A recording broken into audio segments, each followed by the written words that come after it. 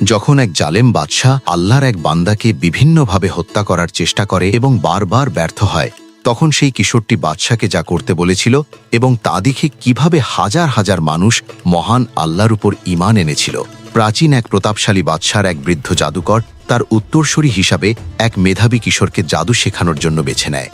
কিন্তু সেই কিশোর জাদুকরের কাছে যাওয়ার পথে এক নিভৃতচারী আল্লাহর অলির সান্নিধ্যে এসে সত্যের প্রকৃত স্বাদ পায় এবং গোপনে তার কাছে তৌহিদি শিক্ষা নিতে শুরু করে।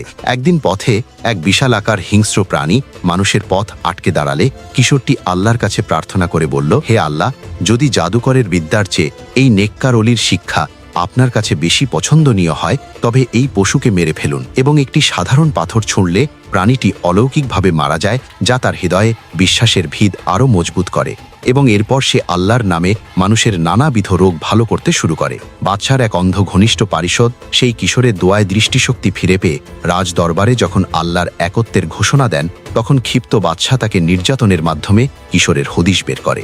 জালেম বাদশাহ সেই কিশোরকে ধ্বংস করার জন্য প্রথমে একদল সৈন্যসহ পাহাড়ের চূড়ায় পাঠায়। সেখানে কিশোরটি আল্লাহর কাছে দোয়া করল, হে আল্লাহ, আপনি যেভাবে ইচ্ছা এদের হাত থেকে আমাকে রক্ষা করুন। অমনি পাহাড় কেঁপে ওঠে এবং সৈন্যরা নিচে পড়ে মারা গেলেও কিশোরটি সম্পূর্ণ অক্ষত অবস্থায় হেঁটে নিজে নিজেই আবার রাজার দরবারে ফিরে আসে। বাদশাহ বিস্মিত হয়ে তাকে আবার একদল সৈন্যসহ মাঝ সমুদ্রে ডুবিয়ে মারার নির্দেশ দেয়। সেখানেও কিশোরটি একইভাবে দোয়া করল, হে আল্লাহ, আপনি যেভাবে ইচ্ছা এদের হাত থেকে আমাকে রক্ষা করুন। অমনি অলৌকিকভাবে নৌকা উল্টে সৈন্যরা সলিল সমাধি লাভ করলেও কিশোরটি পুনরায় বীর দর্পে হেঁটে বাদশার সামনে এসে হাজির হয়।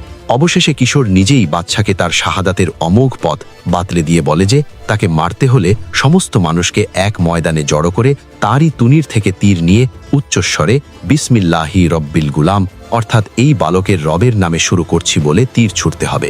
বাদশা ঠিক তাই করলে কিশোরটি শাহাদাত বরণ করে এবং এই অভূতপূর্ব অলৌকিক দৃশ্য দেখে হাজার হাজার মানুষ সমস্বরে সেই বালকের রবের উপর ঈমান আনে, যা দেখে আতঙ্কিত ও উন্মত্ত বাদশাহ নগরের পথে পথে বিশাল বিশাল গর্ত খুঁড়ে তাতে দাউ দাউ করে আগুন জ্বালিয়ে মুমিনদের পুড়িয়ে মারার চূড়ান্ত নির্দেশ দেয়।